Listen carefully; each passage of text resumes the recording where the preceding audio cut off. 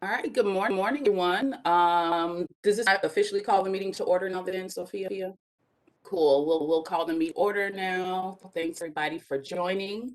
So we'll just go ahead and kick it off and have the approval of our last meeting minute from, let me see, was that from December? November. December. Okay. I'm took now. Sorry. I wanted to make sure. Yes, December 14th. Did anyone want to make a motion for that?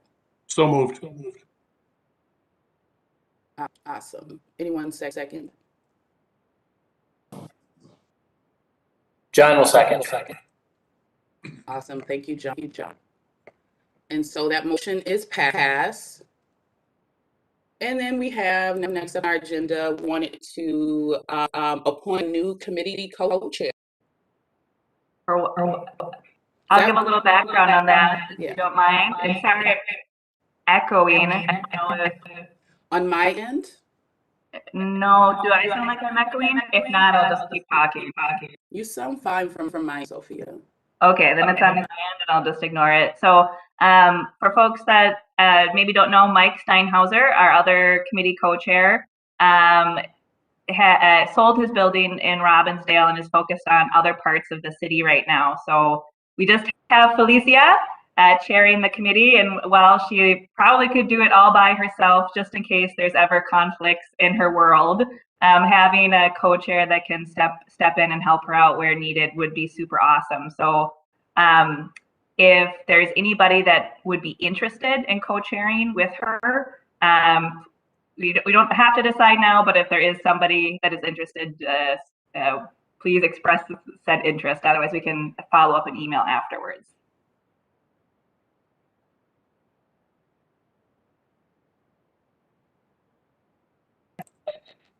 Our co-chair meetings are fun. We don't bite. Hopefully there'll be some follow-up emails if folks are still kind of thinking about it. And I'd like to offer for if you wanted to check in with me a little bit about the role and kind of what it looks like in real life, please just hit me up. We can follow up an email with the committee to see if others are interested, but luckily we have a very beautiful co-chair that is holding down the fort. And I'm gonna, if we're ready to go on to the next agenda item, I will share the PowerPoint. Give me a second.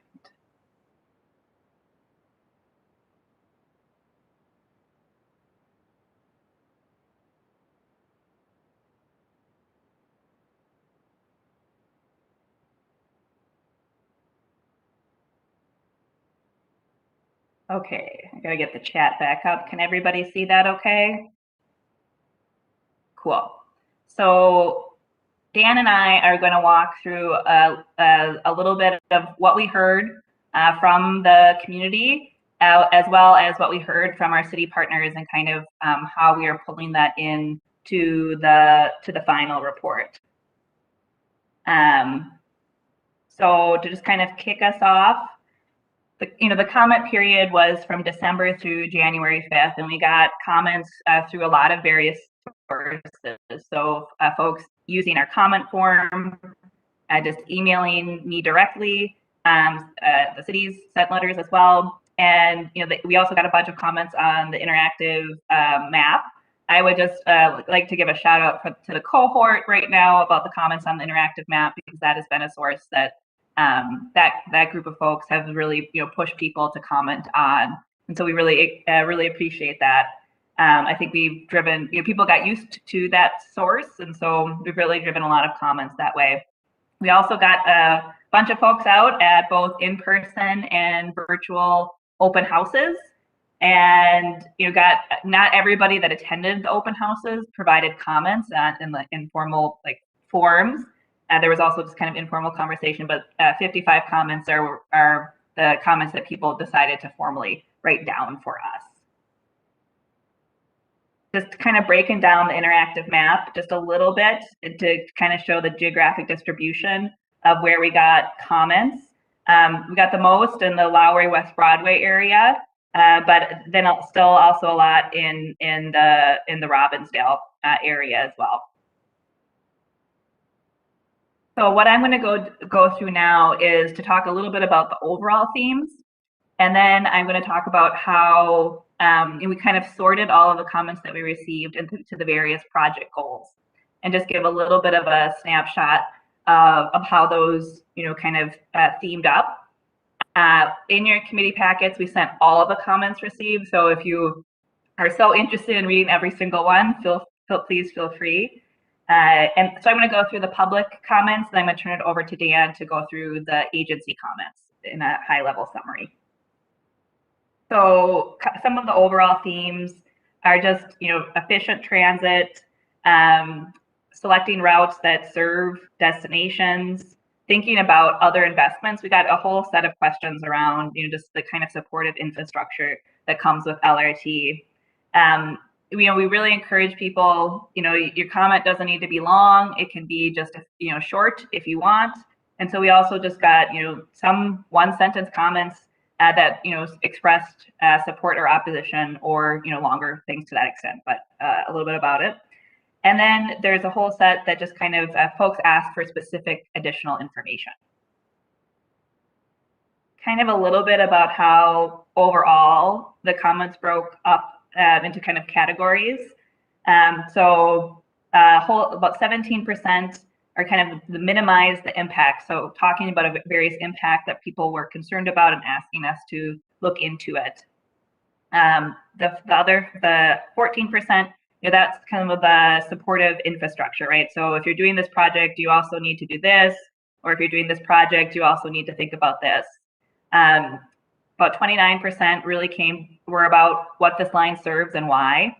The efficiency of transit, about 7% was just, hey, I want more information about this thing. And then you had just your general support or opposition. Kind of going into that a little bit. So goal 1, which was to improve transit access and connections to jobs. We heard a bunch about needing to connect to other transit routes and making that a connected piece. In Area 1 in Brooklyn Park, folks talked about park and rides being walkable. In Crystal, we heard some comments about just traffic and wanting to know more about that. In Robbinsdale, it was how the station would serve businesses, or how access to neighborhoods would potentially change. And then mixed feedback about park and ride locations. We haven't been showing a specific park and ride location in Robbinsdale. We've just been expressing that we will have one. There's potentially multiple options of where to place that. And kind of and I won't read everything, but just to give everybody kind of a summary, for the Lowry, you got comments that sometimes, they're conflicting with each other. So, folks would say, an opportunity would be stations along Washington could potentially serve undeveloped areas along the river and spur growth, where others commented that it's currently more of a light industrial area and that I-94 presents a barrier. So, kind of looking at each of these routes and kind of going into the details of concerns or benefits that folks saw. On West Broadway, we've heard a bunch about, in terms of like the transit specific, but making sure that the roadway is pedestrian friendly and people feel safe walking to stations and you're not getting hit by a car or something like that. And then just the connection to businesses and destinations. So we're thinking about improving transit access. Those were the types of things that we heard along that front. And Felicia, if folks want to jump in at any of these goals to add things that they think are important, I would just encourage the committee to do so, but I will stop at the end as well. Yeah, I just to quickly add, in the West Broadway opportunities, a lot of folks really saw this as an opportunity for investment in a place where there has historically not been. And so there really are a lot of folks, we hear that this is an opportunity for that. They are excited about the investments, the improvements that could come, the better access to the transport system across the city. And folks really interested in this concept of North Side not being a pass-through type place, but being more a destination. So there's this almost hope of this external brand that other people are seeing the community as a place to be, which is why people say, hey, it's vibrant in culture. It's actually really worth being here. It's actually worth investing. I just wanted to elevate, like that was an excite that a lot of neighbors expressed about the possibilities of the community having investments that we've wanted for a while, particularly in infrastructure on the corridor. Sophia. Thank you. Thank you for that. And again, as we're going through these, please, many of you have wonderful perspectives to add, or all of you. So please jump in and add them to what we've been hearing. So kind of going to go to kind of the improved frequency and reliability of transit service in the corridor. So the elevated tracks options kind of came up a couple times just because folks were saying that might help with reliability. We heard about how the LRT needs to work well with traffic. Folks wanted, for example, in Crystal, we got a couple comments about wanting to make sure that they could get into downtown efficiently. And then in Robbinsdale, both concern about could it hurt emergency response or things like that, but also then being supportive of the potential transit investment and what that could mean for Robbinsdale residents. On Lowry, there's the opportunities of folks thinking that maybe there'll be less congestion if people are getting on the train, improved service from buses, but then also concerns about, well, could it actually make traffic worse, or and people calling out specific streets like 10th Street and expressing concerns. West Broadway, you had folks talking about the efficiency of the route, both within the community and to get from the community different places. And traffic again was a theme through all of these when you talked about the efficiency and reliability of transit service. Going to go through 3, and this is the this is kind of the same through all out. This is the one really about being cost competitive and economically viable. And so this is the comment that we grouped a lot of our comments of folks writing in about, well, LRT isn't a good use of taxpayer dollars. We always hear that as a theme in our work throughout all these projects, and so that's definitely something that comes out. So we definitely heard that in this comment period. That's not surprising.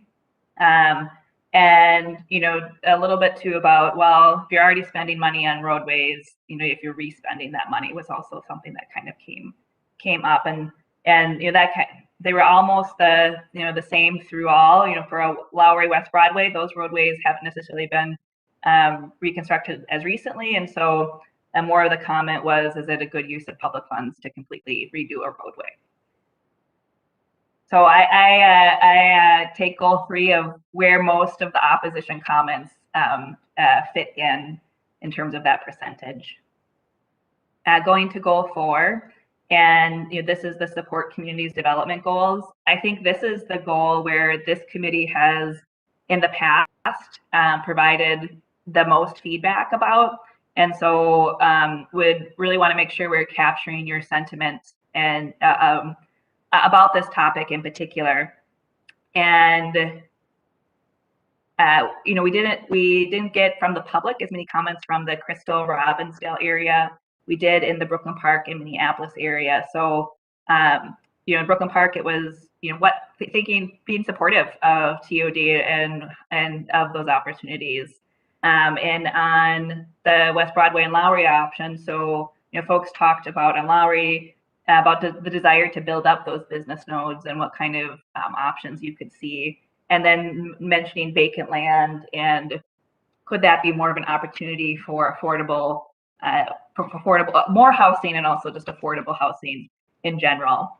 And West Broadway, we've continued to hear about its importance as a major commercial corridor. Also, the desire for additional residential and business development. And I think the theme that has consistently come through is that all of that happens supports the community itself. I know I've talked to many of you about, development in the community could be done right or it could be done wrong. And a lot of folks on this call are actually doing said development, right? Are spurring efforts. And so, really want to hear from you of your lens through this so that we're capturing those comments. So when we get to the discussion point, please feel free to add, but it's been a big thing through all. Been talking a lot, try to encourage you all to add as well. So goal 5 is about promoting healthy communities and sound environmental practices. This is where we kind of, some of the comments about how our infrastructure could support communities and look pretty or reflect the character and culture of a neighborhood, we felt kind of fit in here because we're talking about like community health. Again, we got a whole bunch of supportive infrastructure comments. The ability for communities to walk or bike or access the stations kind of fit into these, and that were some of the overall themes. In kind of the Brooklyn Park, and those carried through into very specific locations. So heard about that in Brooklyn Park. That came through in the Robbinsdale and wanting potentially pedestrian bridges. And then again, also in Crystal, with wanting to think about that connection to the station and how that feels. For Kevin, we got a few comments about making sure we're fully considering your hospital and any impacts that the train could bring. And the Lowry West Broadway area, similar comments coming through, right? So when we think about what a healthy community looks like, the pedestrian environment shown through, and then our comments related to this goal. Me, Sophia, can I also add on the West Broadway side, well, even Lowry, a lot of folks in North really think of it community-wide versus just a door. So it's really hard for a lot of folks in the community to just kind of divide it as if we're only caring about one spot. But I did want to say there's definitely through to a few kind of engagement places, particularly around environmental justice and environmental concerns. And so people are concerned about how having a light rail coming through the neighborhood shift the air quality, noise quality. That's actually come up, and CT might even mention that's come up in the anti-displacement work group interview a couple of times about what the sound might be, how it might change that. And folks do the opportunity again for investments in green infrastructure. People are there are folks super interested in even just kind of collaborating in that space with the project team around what it would look like, bring about some green infrastructure, more energy efficiency, and again, that excitement around, wow, we can get sites that work, and maybe we can get some that are solar powered, and maybe we could, do these different things with greens on the corridor now. So I did want to elevate those as well.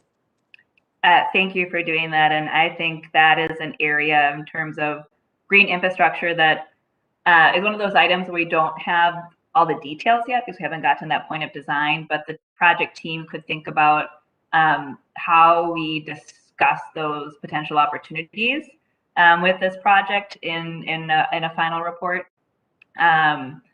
Especially because, as I think Dan would probably mention, is a strong part of the county's goal. So I just know Dan wants to speak, so I'll turn it over to him. Well, yeah, thanks, Sophia. Felicia, that's a good point, because I just actually sat in yesterday at kind of our working team meeting for the county's climate action plan, and we talked about a number of different things, all the way from, is there potential space to build in stormwater improvements and potentially tree improvements for additional, not only additional greening, but also additional air quality impacts along. We've talked a little bit about solar power and how we could potentially use that in various areas, especially at station areas along the light rail, maybe. And then we also talked a little bit about,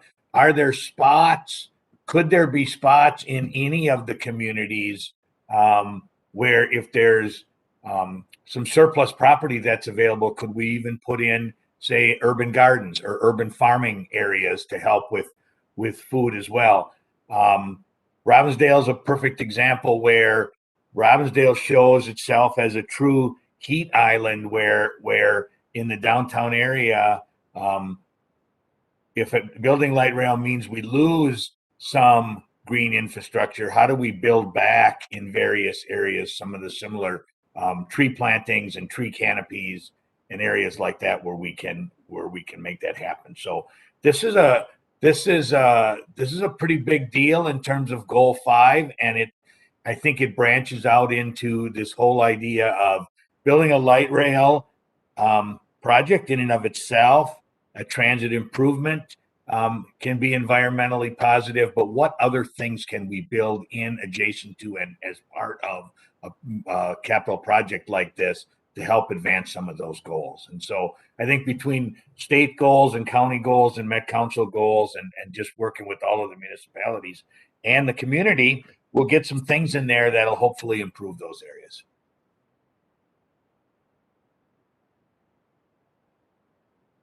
Thank you for that discussion. I think it's one that speaks to my heart as well when I think about doing this project. I'll close out with goal 6, and then I'll kind of sit awkwardly in silence to let the committee think about what else they want to add.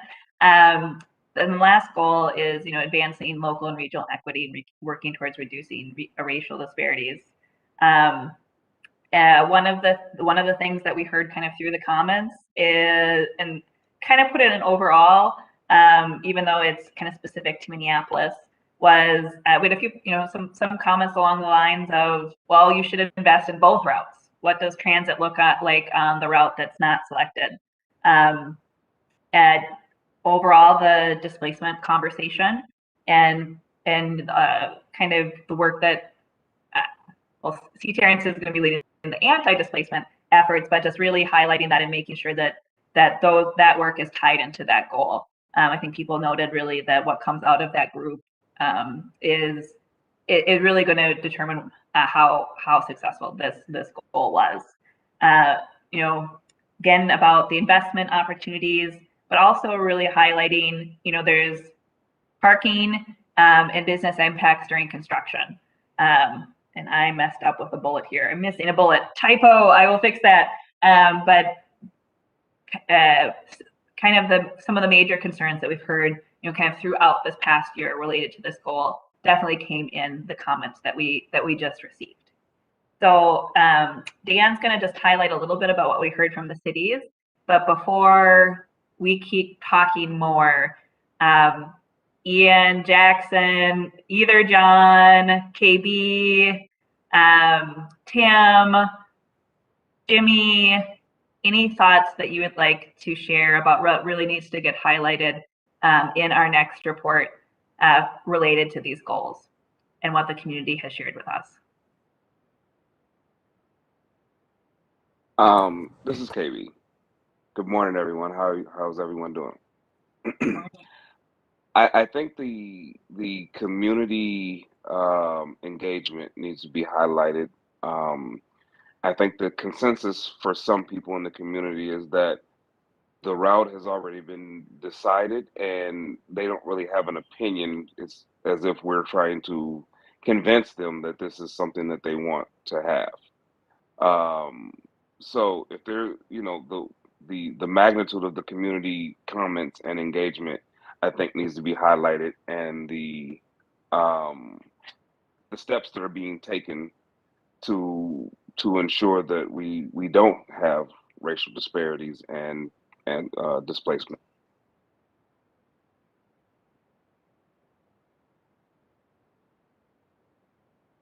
Yeah, we've definitely heard about that. You know, and you know, love the discussion too. It's the project staff didn't want to feel like this route process was predetermined, right? We really wanted to. Part of why we had the engagement cohort was to really elevate community voice and to make sure that folks were coming with us as we looked into everything and tried to be transparent. But definitely, you know, an area we can continue to work on. Dan, did you want to say anything? No, I thought those are good comments and important for us to make sure we address as we put this whole package together.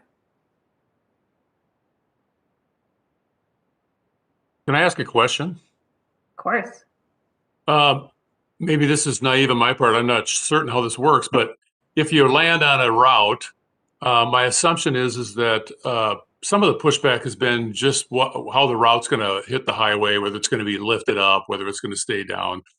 Once we land on a route, are those things still negotiable, or do we need to know that before we endorse the process? Because I think that would make a difference to people if they knew something was going to be elevated, or if they knew where the station was going to, you know, be and how it was going to be relative to the community. Those kinds of things, I know they've been discussed. I just don't know how complete they are. Sorry about that. Thanks. No, great question. And in a lot of ways, some of those details really don't need to be decided in this phase. It's kind of select a route and then go into much more heavy design to make it, you know, as best as it can be and address issues and even clear it environmentally. You know, in some cases you might, you know, want to look at a couple, you know, different options within a particular area or situation. So, but with that said, you know, in the work that Nick and his team have been doing is to really give community enough information that they know what the options are. So it's like if you select this route, here's kind of the potential world of possibility that we would continue to refine and look further into. And, you know, kind of tackle as we move forward. So just kind of trying to disclose initial impacts and options and opportunities. When you say freeway, do you mean, where do you mean exactly? I was just curious. I think that Was that for me? I don't think I said freeway, so I don't know. I thought you said freeway. No, I think there's maybe I did. I was thinking along 81, specifically in Robbinsdale. I know there's pushback to how it's going to line up on 81, and there's turning lanes that were going to have to be taken out, and that was some of the community angst over the value of having the light rail come through the way it did. However, if you can build it up or do something differently so it's less disruptive to the process, it might still gain broader support. That was where I was going. So 81 is not freeway. Sorry. I might add, Kevin, that's a good question, and I might add, even in some cases, the very specifics, the less defined they are now, the better. Because if we have a route that we want to continue to explore, and that's the purpose of this, is to move a route next into the process, that leads us into the environmental mitigation piece, and so. Looking at elevated versus at grade, looking at, do we need a turn lane here or do we not need a turn lane here? We can look at that with this impact and that impact, and, you know, we can consider, you know, environmental factors, which when you think of environmental factors in an environmental assessment, it doesn't just mean, you know, air, water, and noise, but it also means property acquisition. It also means traffic impacts. It also means those kind of things as well. So we don't need, and in fact don't want to have all those things absolutely addressed right now, because we want to be able to weigh those against each other with both community feedback, as well as, if we do A, it comes with this kind of mitigation. If we do B, it comes with this mitigation. And so that'll be part of the ongoing process. The thing is, you can't do that for 5 or 6 different routes. I mean, that would be too tremendously difficult. So what we've tried to do is at least get rid of fatal flaws in this initial piece, and then left on the table possibilities. One you're going to see in the city's comments up in Crystal is, what about, here's just an example, what about the Bass Lake Road Highway 81 intersection? We've looked at possibly building an interchange and putting Highway 81 through traffic over Bass Lake Road and having the station down below with pedestrian access. We've also said it could be at grade, continued widened lanes, maybe a pedestrian bridge that serves the station. Those are a couple of options. They both work. They don't have to be known today. We can carry those through and look at all the various impacts in the future. And that's part of what our ongoing work in both environmental analysis and engineering will do. Thank you. That makes better sense to me. This is Tim Baylor. Good morning, everyone. Morning, Tim. Morning, Tim. Estimates from the businesses in Robbinsdale seem to prefer the elevated route, primarily because of the access points and the turning lanes that'll be impacted with the surface grade alignment. But there's a growing sentiment also in Robbinsdale about maybe resetting and looking at going back to the drawing board and talking to Burlington Northern. I know some of us think that's an impossibility, but given I understand that there's a new administration at the railroad, and there's growing sentiment that we should maybe look at that, because going through Robbinsdale, that was the least invasive route to take. And so I just want to forewarn you that that sentiment is growing and it may be coming forth soon. So as it relates to Robbinsdale, I think that capsulizes the feedback that I've gotten from the businesses in the city. Thanks, Tim. Yep, we're hearing that as well. So that's good to know.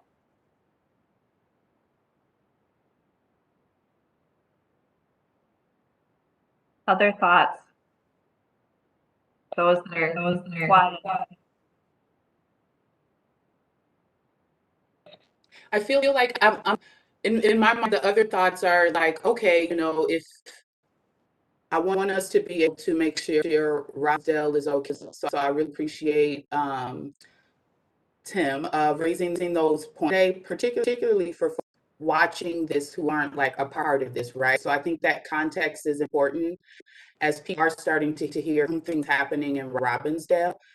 So I do appreciate you elevating that. I would love, if we don't know the answer now, for us to be thinking about how, if there is any ability of going to whoever the new folks are at the railroad, how does that impact the overall project? I think on everybody's mind. So I think us thinking about that and being transparent about it is going to be really important, particularly when we start thinking about all the different communities that be connected to this line, and how perception around take time in one space to make sure everything's okay, people sometimes react to that. I think it'll be important for us, as much information we can give to the pub about how that could or impact what's going on around the entire line would be important. And again, it might not be something that we lay out right now in this meeting, but something to absolutely think about in our ongoing engagement and each of our,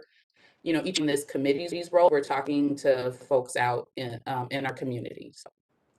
Lisa, that's really good, really good comments, and kind of two things with that. I think,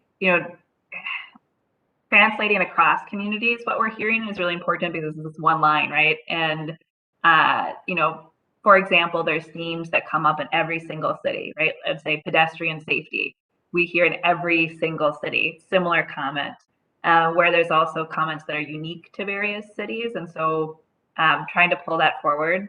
I'd also just want to say, for the benefit of this call, just so everybody's clear, from the perspective of the Blue Line extension, the staff that are working on this project, we are not looking at re-engaging the railroads, right? Our project is as defined on the maps that we've been sharing with everybody, and at least at the project staff level, and I would say even, our current leaderships at our agencies really recognize that now communities are with us in this process, and reversing that would be pretty damaging, and also in a lot of ways. So it's a needle to thread, and obviously it's a disappointment for a lot of folks that we had to pivot away from the railroads, but we're looking at selecting a route.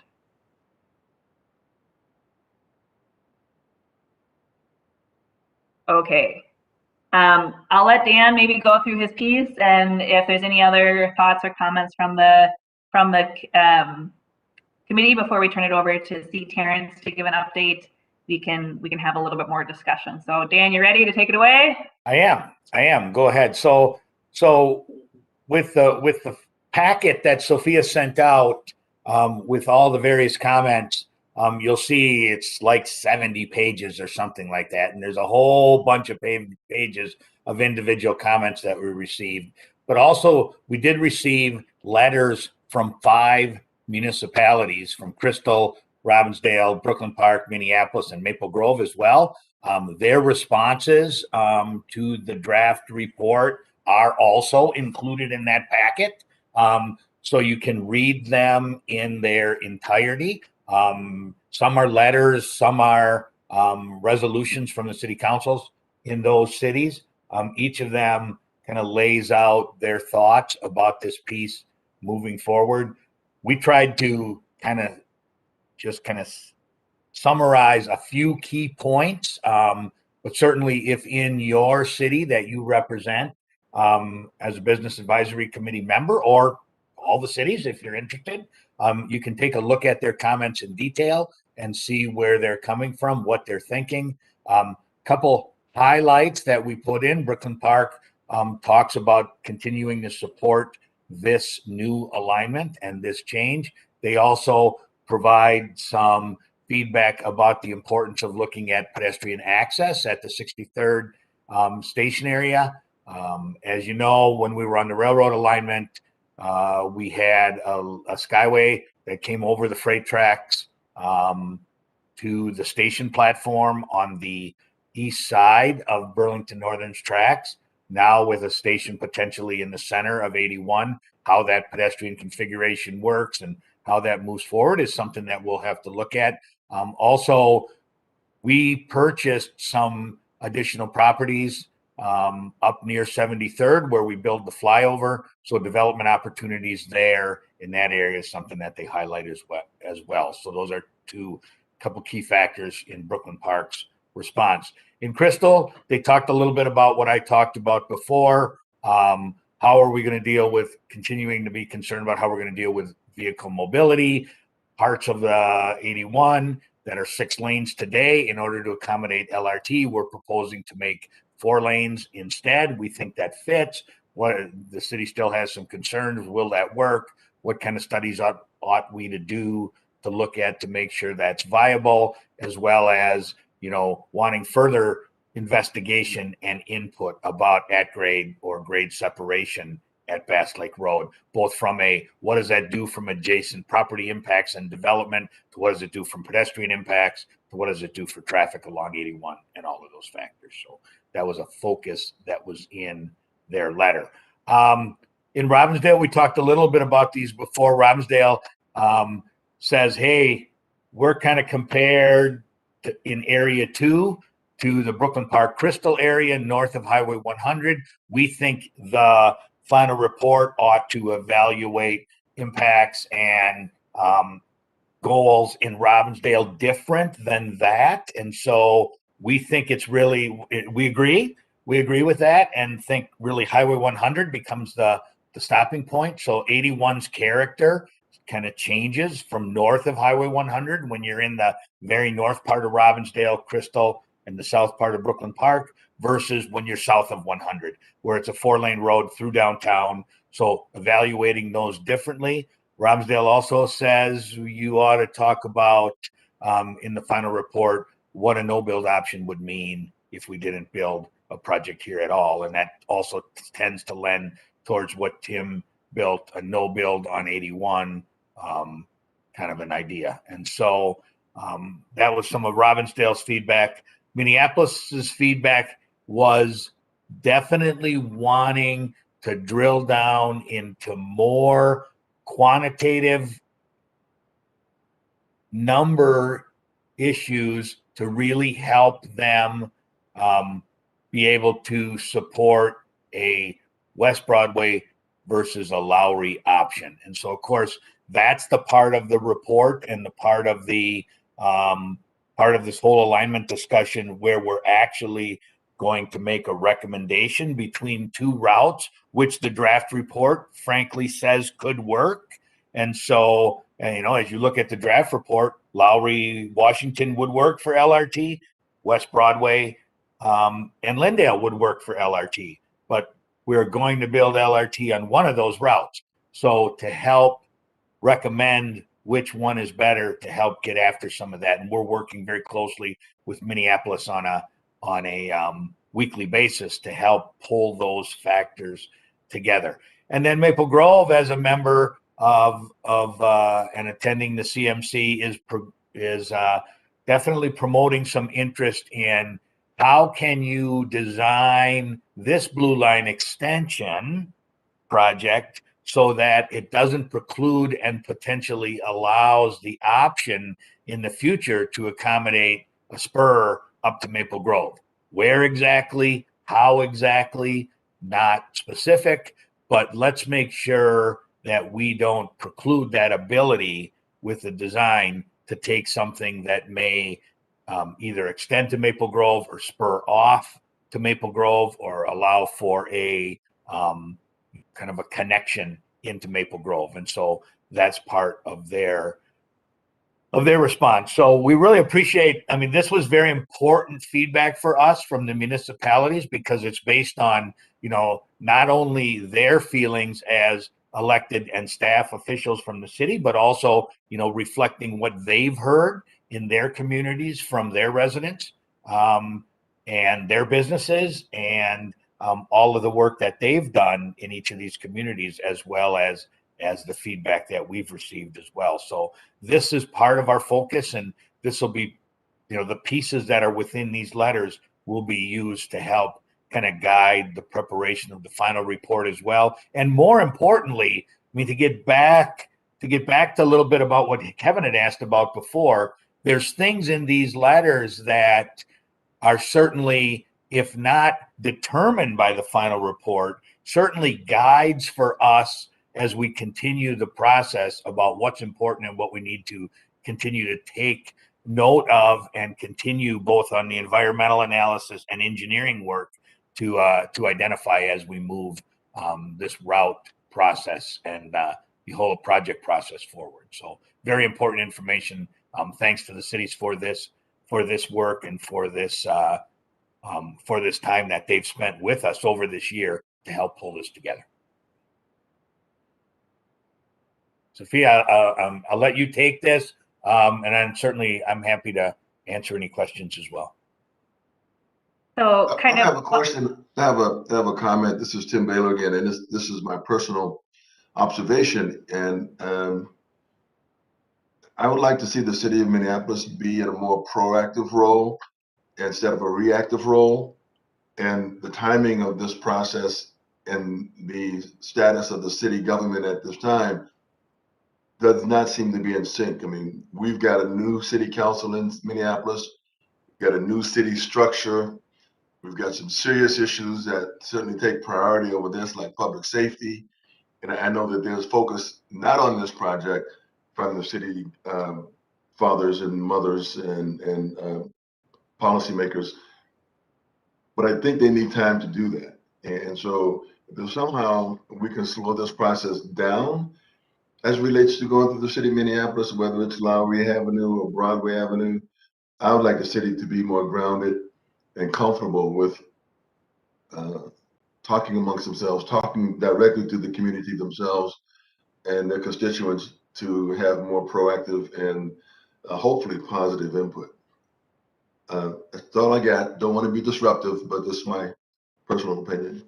No, Tim, thanks. Thanks for those comments, Tim. They're very well noted, and they're very much in line with the current discussions that we're having, certainly weekly with City of Minneapolis staff. First of all, I want to be very clear. The City of Minneapolis staff and the City of Minneapolis CPED and Public Works groups have been extremely cooperative and extremely proactive in working with us at Hennepin County and the Met Council on this project. I want to give them a tremendous amount of positive feedback, because they really have stepped up and come to the table and been with us all the way through. That being said, they are certainly recognizing that as we come into this 2022 calendar year, things are a little different in the City of Minneapolis. How their committees are structured, how the city council and mayor's office work together. Yes, we have some new council members as well, and they are very swamped and very busy over there. They've talked to us similarly about the project office has a schedule to go forward. We think that we want to maybe need a little more time in your proposed schedule based on the things you just talked about, Tim. How can we get this proactively in front of our new policymakers? And so we're working very closely with them. We do not want to rush this past the proper decision making and proper feedback that needs to be made at the leadership level in the City of Minneapolis. So we'll work very closely with them, our county commissioners and Met Council members. When we work with them on policy level discussions, we're sharing that same information and asking them to help work with their colleagues in the city to help kind of bring this up to the surface in an area where, you're right, Tim, with public safety and many other things going on in Minneapolis, there's just a lot of fires burning that need attention. And so it's front of mind for us. We want to get it right. We want to make sure that we address the concerns of the policymakers in the city, and that'll be part of our work going forward over the next, several months here.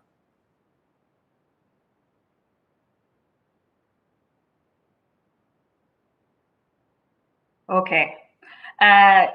Just to kind of got all this feedback. What are we doing with it? How are we moving forward? What to expect from us? And so we received, we've categorized kind of two types of comments. Consistent themes from what we've heard previously. So this whole body of work over this last year, a lot of it's built on itself.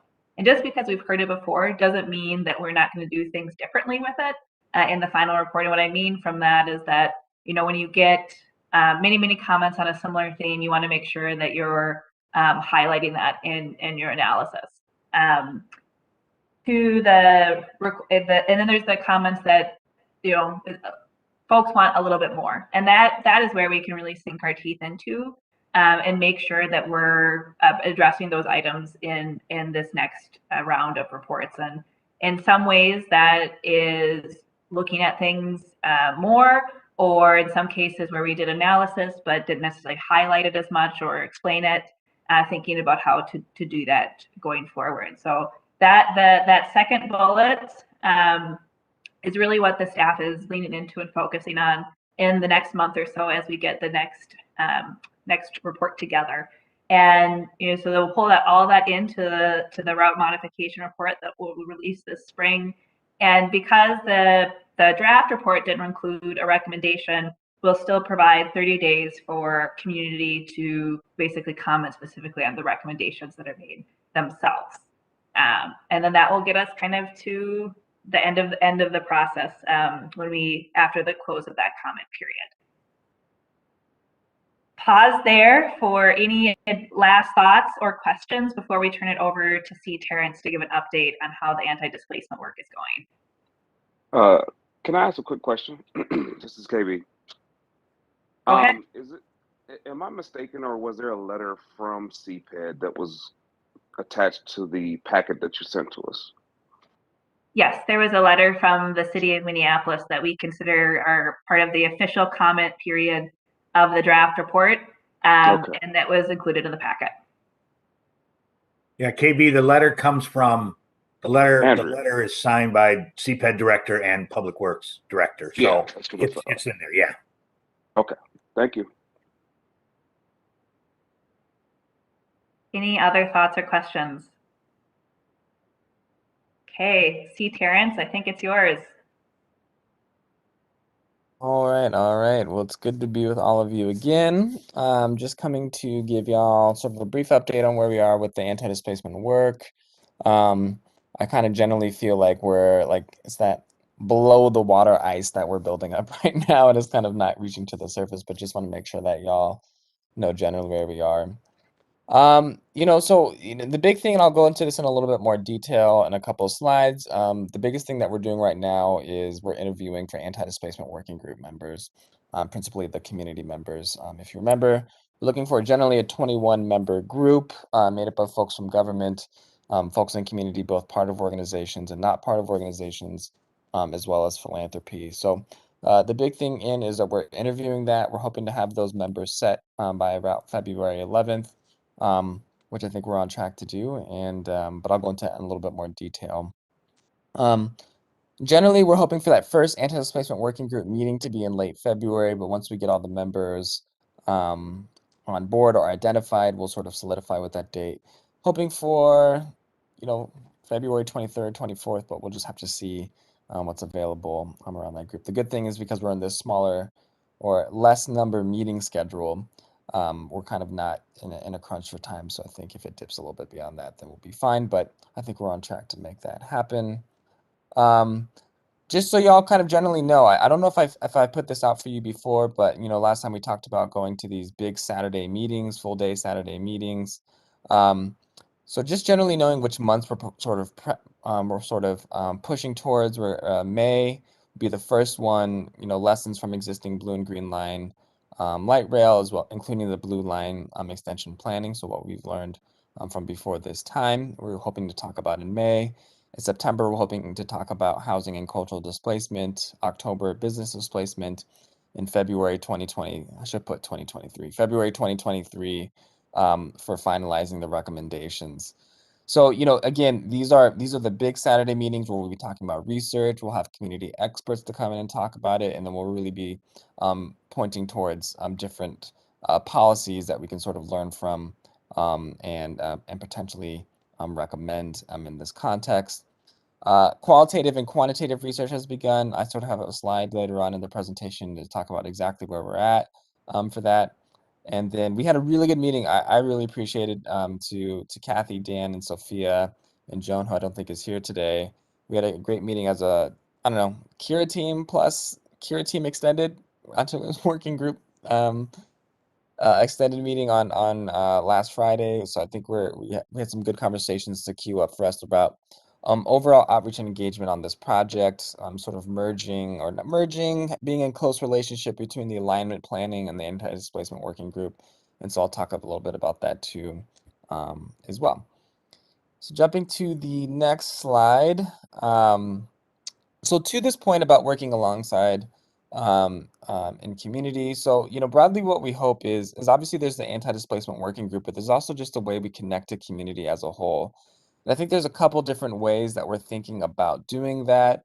I'm going to sort of talk about how we're already starting that research, and that's from what we proposed in our, in our initial proposal to Hennepin County Met Council, but we still want to fill out that research agenda, particularly when the anti-displacement working group comes together. But we've also been in conversation and planning on maybe some larger connections to community around making sure that research agenda is the right one.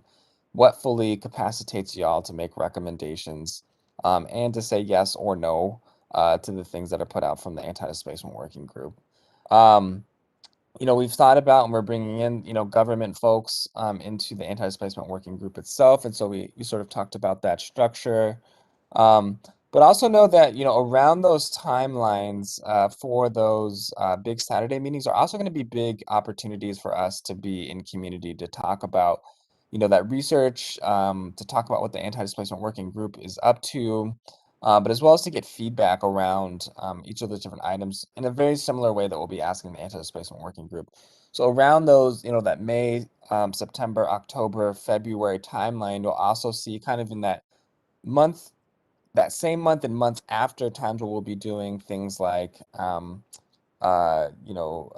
community workshops, might having some things like open houses, community roundtables around those same issues so that folks can, folks in community have the opportunity to participate and sort of benefit from the same information.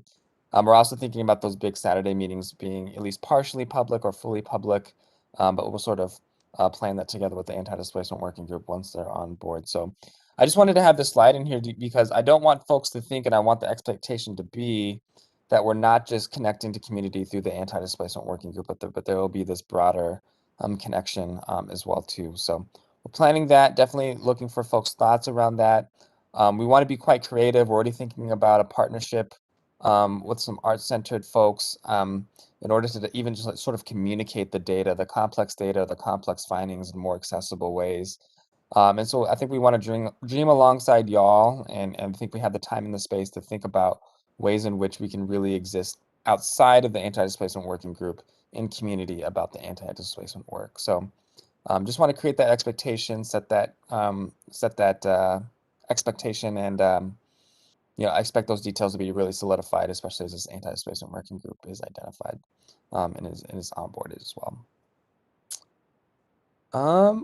Going to the next slide, unless there's any questions. So on that formation of the Anti-Displacement Working Group, we can jump. So right now we're deep in the interviews. Really want to thank Felicia from this committee, as well as Peggy Sue Imihi Bean from the CAC, who have joined Kira staff as we're on this great adventure of interviewing about 50 folks between last week and February 11th. The good thing I can report back, I think we got a ton of interest in folks wanting to participate in this Anti-Displacement Working Group. I think we're just under 70 applications, pretty diverse racially, also diverse from, I think, experience. We have candidates from both organizations and not from organization. I will note that there is kind of a light representation in the city of Crystal. So I think depending on how the interviews with the folks from Crystal, we might be putting out more of another call for folks maybe distinctly from areas where we might feel underrepresented, which I also just want to make a note. If y'all still know folks who want to apply for this Anti-Displacement Working Group, who might say like, oh, I missed the deadline to do it, it's fine. Throw in an application. We'll make it work and fitting into the interview schedule.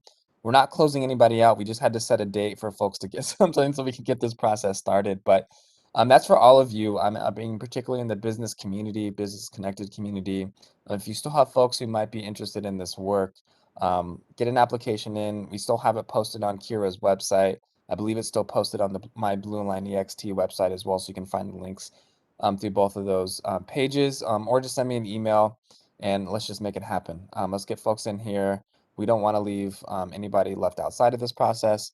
I think another thing, of course, everybody won't make it onto the Anti-Displacement Working Group, but what we've been committed to setting the groundwork for is for any of the folks who sort of connected this project to have some connection into this Anti-Displacement Working Group.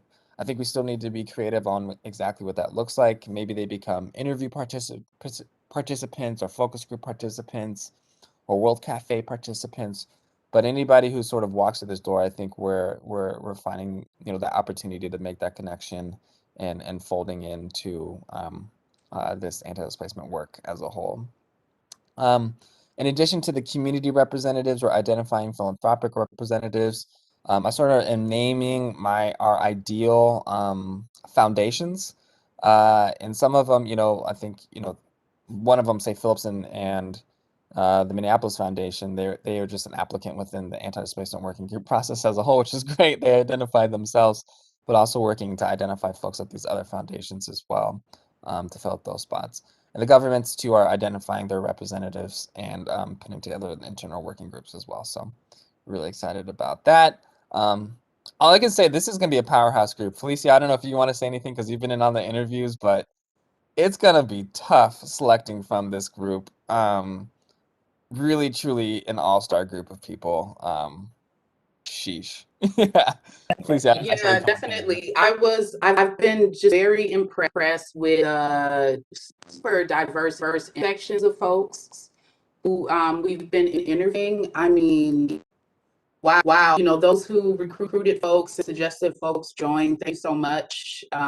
Because yeah, I've been pretty impressed. And I definitely don't know everybody who we're interviewing, so it's been really great getting to know folks, and hear these perspectives around racial justice lens, or anti-displacement, and even the way that each of them have been elevating concern thoughts from the community that they're connected to. I've found to be pretty helpful too. So yeah. I have questions. They're done though, see, Terrence. I can wait till you're done with your part and my questions too.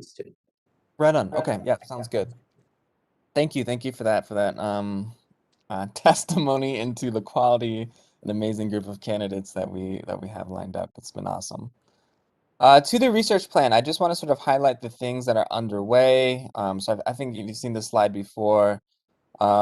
In some ways, each of these items are all being queued up. Again, sort of, if you go back to the slide, and you don't have to go back to the slide actually, but if you went back and looked at the slides where we're sort of showing the Saturday meetings, you'll see how these things slide in. So, the first meeting in May, the first Saturday meeting, we're really focused on, what can we learn from the existing blue and green lines, including lessons from the planning from the Blue Line extension is the first meeting in May. So a lot of the research is focused around that. Largely quantitative, so looking at different, basically at what point did displacement really sort of intensify around the existing blue and green lines and their different development stages. A lot where we're focused right now from the quantitative front, but also reviewing, best practices in anti-displacement policy and locally and nationally. So it's what we call a literature review around the country, particularly centered around transit and oriented development. And then kind of the qualitative side is really focused on queuing up this needs assessment for investment in the corridor, which is going to be a big undertaking of interviews and focus groups and other sort of in-person connections to folks. And so we're really queuing up around that. Hired a lot of graduate research assistants, and I don't know, I'm sure Kathy and Sophia and Dan were probably like, wow, I didn't realize the team was that big over at or maybe y'all did realize it, but we've got quite a big team moving on a number of different fronts, which is just exciting. And we don't have a lot to report on that right now because we're just queuing this stuff up. But in the coming months, particularly I would expect the month before these big Saturday meetings is actually when the data is going to be ready on any of those particular items, and so that will sort of queue up our time together.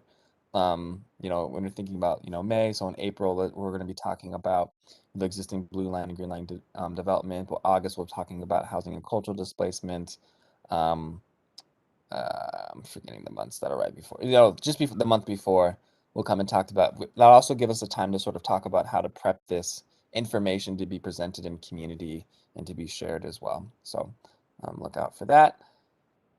And let's see, to the next slide, I think might be the last slide. I just wanted to shout out Kathy for putting together this beautiful slide for a recent meeting. And I think it's just a good way to frame up some of the work. This was for a steering committee. Is it the Public Works Steering Committee? Am I saying that right? Community Works Steering Committee. Community Works Steering Committee. There's so many acronyms in my head. Community Works Steering Committee. I'm just thinking about the different goals that those committees have that sort of align with the work that we're going to be doing. So I think, just looking at expanding wealth building opportunities, creating sustainable community and vision development, increasing access to and skills and sustaining jobs, amplifying success and vibrancy of cultural and community assets. I think, like Felicia said, folks are bringing these things up, or in different words, but similar intentionality, these same sort of desired outcomes of this work. And so just sort of slotting the different ways of what we're studying, the existing LRT outcomes, residential cultural displacement, business displacement, policy, and other recommendations, how those things might support each of those different aspects. And so again, getting to that very practical point, I want to keep reifying and reaffirming what we're doing here. This isn't just a theoretical exercise, but a very practical exercise in delivering needed policy investment and programs to prevent displacement. So I'll sort of stop there. I'm sure y'all have questions. Yeah, just want to hear what y'all are thinking.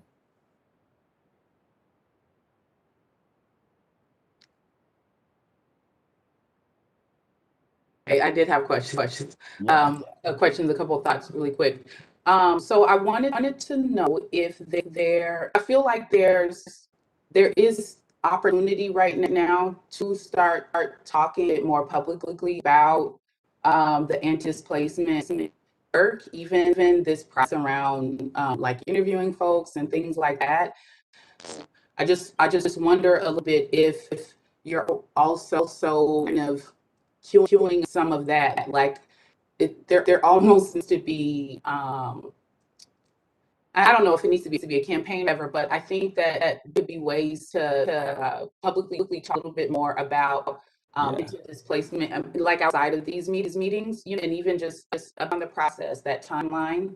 And so, because I feel like county and even folks on BAC, we've been telling folks in the general community that it's happening. We're excited. This is a historical thing, and that's been happening for a few months. So just wanted to throw that out there. And I wanted to know, once the members of the work group are selected, will there be like a public announcement of that and who those folks are? I think people would be interested to know. Yeah, great questions and insights. I really appreciate that, Felicia. So yeah, so I think we are actually developing some publishable or shareable materials about this work actually right now. I guess the reason why they haven't gone out is because we also want the dates of when to expect things on there, which we want to solidify with the anti-displacement working group. So I would expect by the end of this month, we'll have some publishable materials, just say talking about the timeline that we're on, ways of sort of communicating this is the work that we're going to be doing in ways that you can be expected to be plugged in. So we'll have some shareable materials, but I also would love to, let's be in conversation, or let's think about together, like what do y'all need in order to take, like, if you had something, is it like a one pager? Is it, just have a web page to link folks to, whatever those things that might be even in your networks would be helpful to share. Let's say it, because we can make any of those things happen, right? We have a web page that will become that's becoming more robust, or will be more robust by the end of this month. But just let me know whatever those materials are, and I think we can make those happen.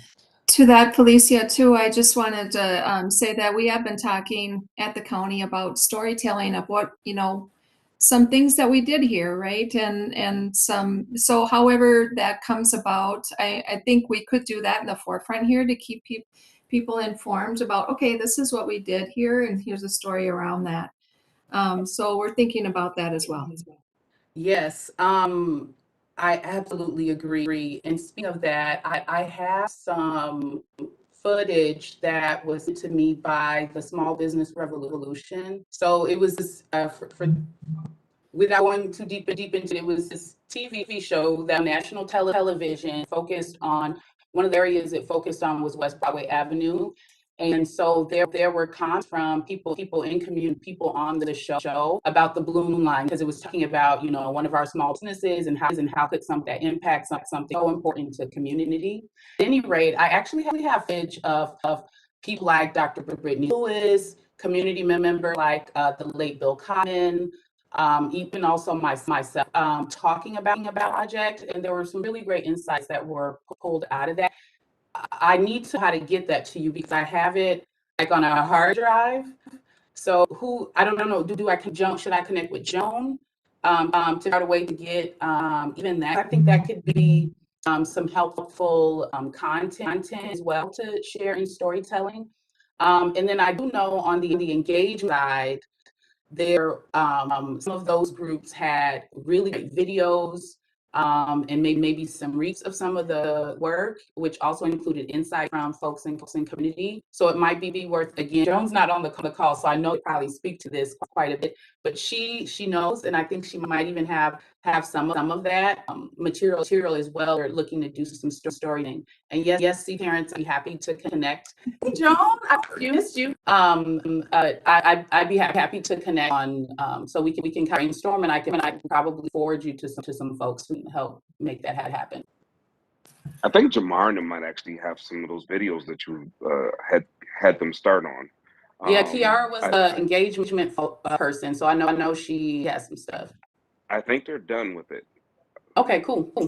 So I could try to touch base with Jamar later and see if I can just get him to connect with Terrence, or actually have him connect with you, Felicia. I Get it all over there. I actually received the links to those today, and my computer, I'll see if my county computer will let me download them. So to be continued, I'm really excited about that. And I think our goal is really using my Blue Line extension website as a place for community storytelling platform, and for sure putting out, you know, the videos we see from community and other things like photographs that we've gotten from 2021 and beyond. And so I'm super excited about being able to do some storytelling with community members. You got the ones from Jamar, Joan? Yes, I did. Sweet. Yeah, thanks, KB.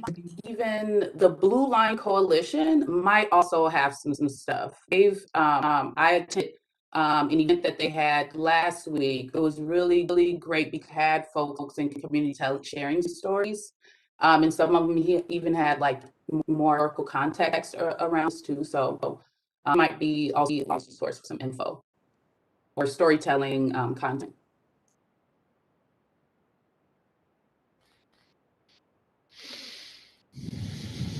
So just on the other question, yes, there will be an announcement or a communication about the members once that group's put together too. So I would expect that around mid-February, around that like February, probably the week after February 11th. Make sure everybody says yes and right. But then really that next week we'll have the a broad communication. I don't know. I don't know. Go through, like, should I take everybody's portrait, get their picture, people know their faces? I don't know. I think we could do something pretty cool for sure. So, yeah. Great questions. Any other questions?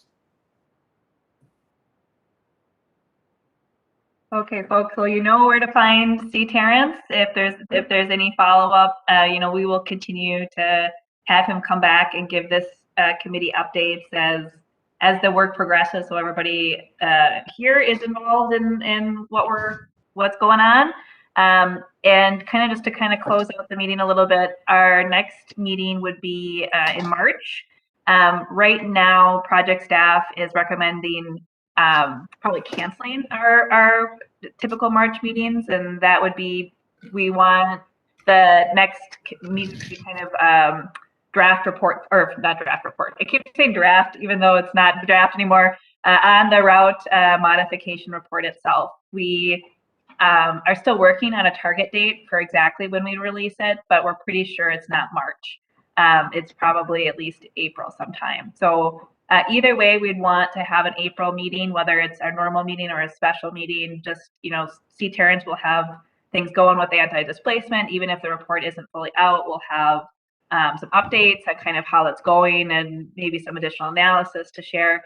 But in March, the team knows we're going to be in kind of a norming, storming type path. So as of right now, if it's okay with this committee, we'd be looking to cancel March and then kind of figuring out our April date as we know our schedule a little better. That sounds good to folks. Okay. Well, that is what we got. Thanks for joining us. Chair, any last comments for the committee?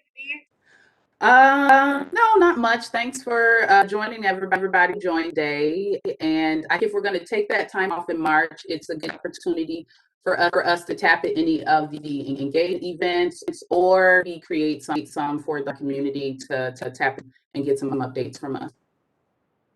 Yeah, if there's nothing else, our meeting's adjourned. Thanks all. Bye, Jennifer. Bye, John. Bye, Felicia. Peace, y'all. Still on. Bye, Jimmy. Bye, Jackson.